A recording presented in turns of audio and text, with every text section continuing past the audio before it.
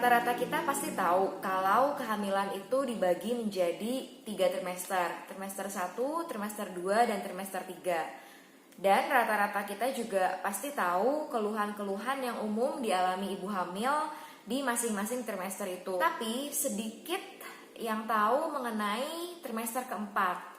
Jadi trimester keempat itu bisa dibilang adalah sebuah periode postpartum atau pasca melahirkan, di mana ibu yang baru saja melahirkan dan bayi yang baru dilahirkan ini sama-sama belajar untuk menyesuaikan diri dengan kehidupan baru mereka. Sedikit orang yang tahu mengenai trimester keempat ini. Bahkan ibu hamil sendiri jarang banget yang mempersiapkan diri untuk menghadapi trimester keempat ini. Padahal di trimester 4 juga bisa muncul berbagai masalah yang bisa mengganggu kesehatan fisik dan mental ibu dan bayi. Misalnya seperti baby blues atau postpartum depression. Jadi perlu banget bagi seorang ibu hamil untuk mempersiapkan diri secara fisik dan secara mental juga untuk menghadapi trimester 4 nanti. Di video kali ini aku akan ngasih rekomendasi ada 5 buku yang menurutku wajib dibaca ibu hamil sebagai persiapan mental untuk nanti setelah melahirkan untuk menghadapi trimester keempat. Salah satu isu yang paling sering menjadi PR atau menjadi beban pikiran ibu-ibu yang baru aja melahirkan adalah masalah ASI. Baik ASInya nggak keluar, ASInya keluar tapi cuma sedikit, terus bayi baru lahir nangis terus tapi ASI belum keluar, harus gimana? Terus kalau menghadapi bayi kuning itu gimana? Apakah bayi kuning itu berbahaya atau enggak?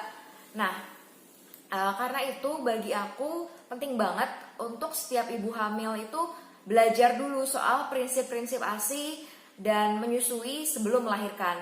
Makanya disarankan sebelum melahirkan harus setidaknya ada 1 kali pertemuan dengan konselor laktasi untuk membahas bagaimana rencana menyusui ke depannya.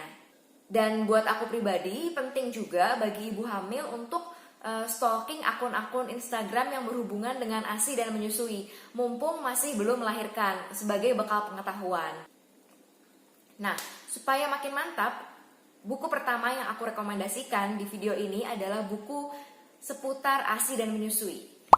Buku pertama yang aku rekomendasikan adalah buku Pintar ASI dan Menyusui tulisan F.B. Monica. Penulis buku ini adalah seorang konselor laktasi yang sudah tersertifikasi. Jadi dari segi pengetahuan soal ASI itu udah nggak perlu diragukan lagi. Nah, buku ini seperti namanya, buku pintar, dari A sampai Z soal ASI dan menyusui itu bisa kita temuin di sini.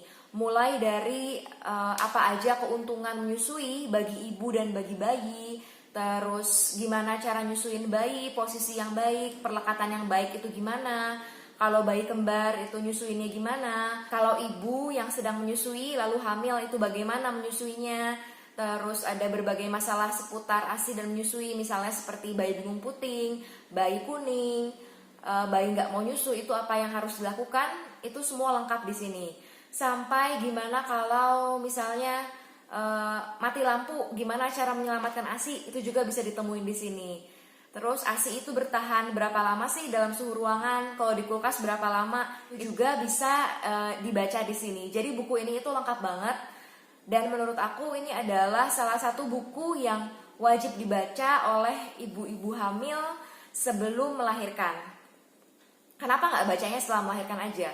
Karena berdasarkan pengalaman aku sendiri dan pengalaman ibu-ibu lain yang udah aku lihat sendiri, ya begitu melahirkan, seorang ibu itu energinya udah terkuras habis. Entah itu untuk mengurus bayi, belum lagi masih harus mikirin urusan rumah tangga kalau misalnya nggak ada yang bantu.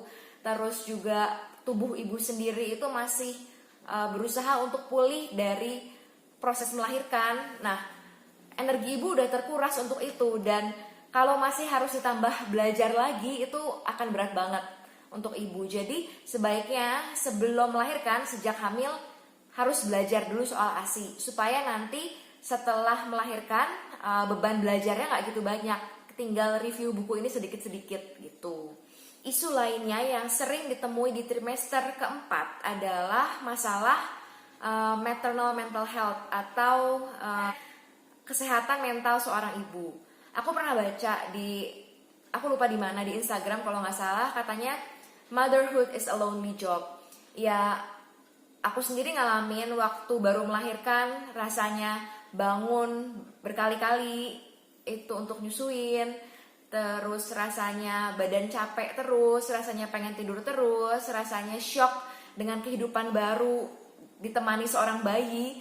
Itu apa ya? Ya jujur aja aku cukup shock dengan semua perubahan itu, dan aku yakin pasti banyak ibu-ibu di luar sana juga yang merasa shock gitu begitu menghadapi bayi yang baru lahir, apalagi yang baru melahirkan anak pertama, yang belum pernah punya pengalaman menyusui dan mengurus bayi baru lahir sebelumnya. Jadi buku berikutnya yang akan aku rekomendasikan adalah buku untuk mempersiapkan mental ibu hamil nanti di trimester keempat. Ada 2 buku yang aku rekomendasiin. Yang pertama adalah buku Uncensored. Ini buku tentang kehidupan suami istri baik sebelum dan sesudah melahirkan, yang ditulis oleh seorang konselor laktasi juga. Tapi buku ini lebih bercerita tentang pengalamannya dia, pengalaman penulis setelah melahirkan, dan bagaimana kehidupan menikah setelah punya bayi itu beda banget dengan kehidupan menikah sebelum punya bayi. Buku ini bisa dijadiin bekal untuk punya bayangan kira-kira nanti setelah melahirkan itu apa aja tantangan yang bisa kita temuin.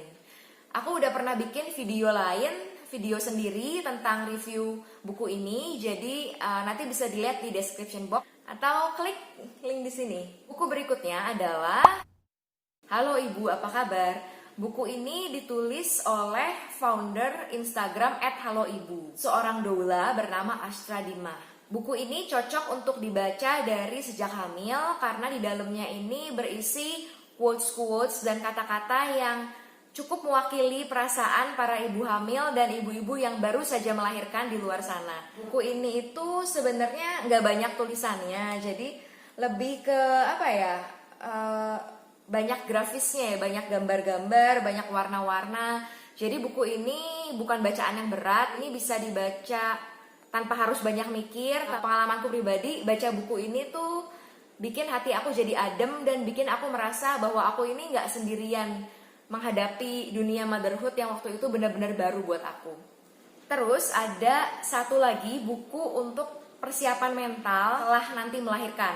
Tapi buku ini sebenarnya nggak terbatas untuk ibu-ibu aja sih, bapak-bapak, anak-anak, orang lansia pun sebenarnya cocok baca buku ini. Filosofi Teras karya Henry Manampiring. Aku udah pernah bikin satu video khusus yang membahas buku ini. Nanti bisa dilihat link videonya di description box atau bisa klik linknya di sini. Kenapa buku ini cocok untuk dibaca sebagai persiapan lahiran? Aku nggak akan panjang lebar jelasinnya, tapi buku ini itu bisa membuat kita memiliki mental yang lebih tangguh dalam menghadapi kehidupan ini. Di Indonesia ini, di mana orang-orang itu banyak mengomentari ibu hamil dan ibu yang baru aja melahirkan, kita ini butuh mental yang lebih kuat untuk menghadapi tantangan-tantangan seperti itu. Jadi misalnya kalau kita dikomentarin sama orang asinya sedikit, atau dibilang kok bayinya nggak lucu, atau ada yang bilang kok bayinya nggak gendut. Nah, komentar-komentar seperti itu bisa bikin seorang ibu yang baru aja melahirkan itu bisa bikin down. Jadi penting bagi setiap orang untuk memiliki mental yang lebih tangguh, khususnya bagi para ibu-ibu di tengah situasi yang tidak bisa kita kendalikan. Aku pribadi ketolong banget sama buku ini waktu menghadapi baby blues dulu, karena tanpa buku ini aku nggak tahu, mungkin aku bukan lagi baby blues tapi udah mengalami yang namanya postpartum depression. Last but not least, ada satu buku yang harusnya dimiliki. Ini wajib banget dimiliki oleh semua ibu hamil sampai anaknya lahir, sampai usia 6 tahun, 7 tahun waktu anak mau masuk SD. Karena katanya sekarang kalau anak mau masuk TK, masuk PAUD atau masuk SD, akan ditanya riwayat imunisasi yang tercantum di buku ini. Ini adalah buku Pink, buku untuk ibu dan anak. Buku ini mengandung banyak banget informasi. Bagi aku semua info yang ada di buku ini itu penting. Jadi mulai dari info seputar ibu hamil, apa aja tanda-tanda bahaya bagi ibu yang sedang hamil, apa aja tanda-tandanya ibu mau melahirkan, lalu setelah bayi lahir gimana cara mengurus bayi, setelah bayi semakin besar, semakin bertumbuh, bagaimana cara menstimulasi tumbuh kembangnya bayi itu, tumbuh kembang seorang anak, itu semua ada di sini. Jadi, buku ini juga wajib dipunyai, harusnya punya. Kalau misalnya ada ibu-ibu yang hamil di sini dan belum punya buku ini, coba minta ke puskesmas terdekat atau ke fasilitas kesehatan terdekat.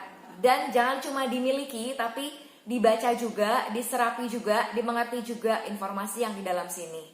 So, that's all for today's video. Semoga video ini bisa bermanfaat dan bisa ngasih ibu-ibu yang hamil di luar sana referensi atau rekomendasi pengetahuan yang penting dimiliki oleh setiap ibu hamil sebelum nanti melahirkan. Don't forget to like this video if you like this kind of content. Please subscribe to my channel to get informed when I release new videos like this. Thanks for watching.